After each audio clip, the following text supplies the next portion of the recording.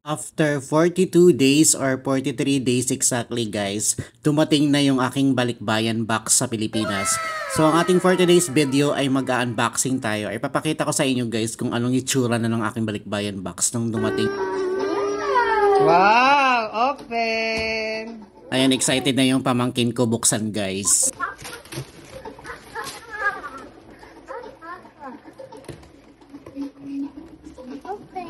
Open! Nakakatuwa 'di ba na ma-appreciate yung ganito, oh, 'di ba? Simple lang yung mga bata. Na-appreciate nila yung mga ganito. Nararamdaman ko rin yung ganyang feeling nung dati pag may galing sa abroad tapos magbubukas ng balikbayan box sa mga kamag-anak. Kaya nararamdaman ko yung feeling. Pero mas masaya yung nagbigay. Iba yung feeling sa magbigay kaysa nakatanggap. So iba ganun yun. Kung ganun nararamdaman ko, ewan ko sa inyo mga kabayan kung ganun din yung nararamdaman nyo. Pag nakapagpapadala kayo ng balikbayan box sa Pilipinas, oo, meron mga ganito.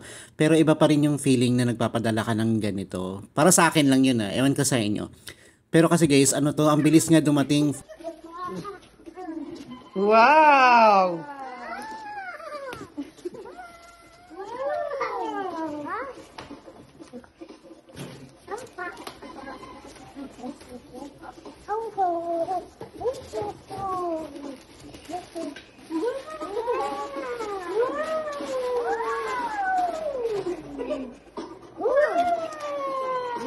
Ayan mga damit ng pamangkin ko. Kadalasan dyan mga damit ng pamangkin ko at saka mga sapatos. So ganun usually yung palikbayan box. So itong mga boxes ay mga chocolate.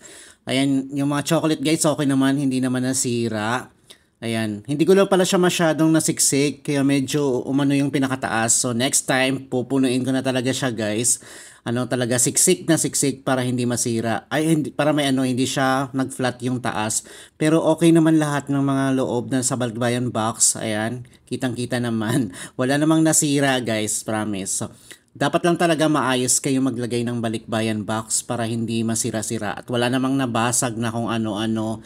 Ayan, ang ganda ng salansan kasi.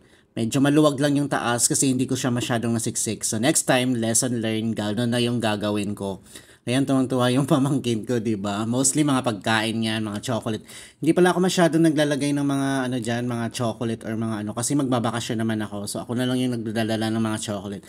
Mostly mga gamit ko yan sa bahay, doon sa bahay ko. Ayan, yung box na gano'n, mga babasagin yun, mga plato. Wala nga nasira sa plato na binibili ko doon sa Al Shamil Group. Ayan, yung bag na nabili ko para sa pamangkin ko. Mostly para sa pamangkin ko yan. Tapos mga sapatos or damit na mga sa kapatid ko, yan, or sa mga pamangkin, ayan, mga sapatos, mga biscuit, marami dyan, mga biscuit, mga kape, mga dilata. So, yun usually yung balikbayan box. Pero yung mga chocolate, hindi ako masyado naglagay ng chocolate.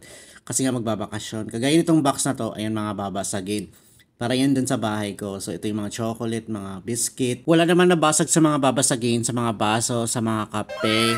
So, dapat talaga hiwalay, hindi dikit-dikit, maayos ang pagkasalansan ng inyong balikbayan box para hindi masira. Ayan, napakadaming biscuit. Ito, sapatos to para sa pamangkin ko. Ayan, Converse ata yan. Tapos mga jacket. Ayan, may jacket. Siyempre, binabalibutan ko ng kape. Ayan, para sa hindi sayang yung space at hindi mababasag yung mga kape, mga Coffee Mate. Ito, para to sa bahay, yung parang sa IKEA to nabili, yung parang lamp. Ayan, para dun sa nanay ko yun. Tapos itong mga chocolate at saka mga biscuit. Ayan, meron din akong mga dyan, mga biscuit. So, mostly mga pagkain, mga gamit sa bahay. Tapos may mga luma akong gamit dyan dito na hindi-dispose ko na nagbabawas na ako dito. Tapos mga sapatos para sa kapatid ko. So, ayan, okay naman guys. So far, yung laman ng balikbayan box, wala naman nasira. Ayan, mga, para sa bahay ito siya. Ayan, mostly dyan, mga pagkain, mga delata. So, yun usually yung mga nilalaman ko sa aking balikbayan box. So, ayan, ito para sa bahay ko to. Hindi naman nasira, di ba? So, syempre, hiniwalay ko guys yung mga toiletries, mga sabon, mga lotion, para hindi sila mag-mix-mix. So, ganyan yung ginawa ko. So, ayan yung mga toothpaste. So, yan, nakahiwalay talaga siya. Ayan, okay na okay lahat guys. Yung mga toothpaste, mga sabon, mga lotion, mga dishwashing liquid. Tapos yung mga hand wash.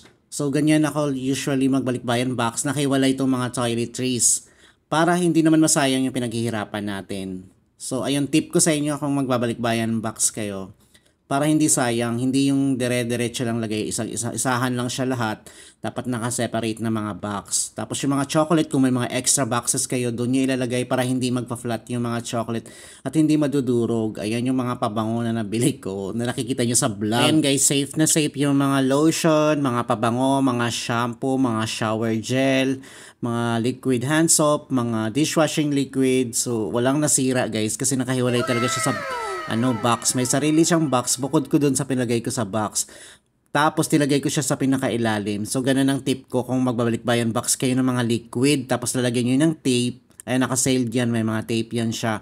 So wala talagang nasira, walang nagli-leak. So yun, kung gusto nyo maglagay ng mga liquid. So di ba nakakatuwa na na-appreciate nila yung ganito. Natuwang-tuwa sila pag nakaka-receive ng balikbayan box na galing sa pinaghihirapan natin dito sa abroad. So kayo, pag makatanggap kayo ng ganito, sana ma-appreciate nyo. Kasi iba yung feeling ng nagpapadala kaysa makakatanggap. Mas doble yung saya yung nagpadala kaysa yung nakatanggap. So yun lang guys, bye!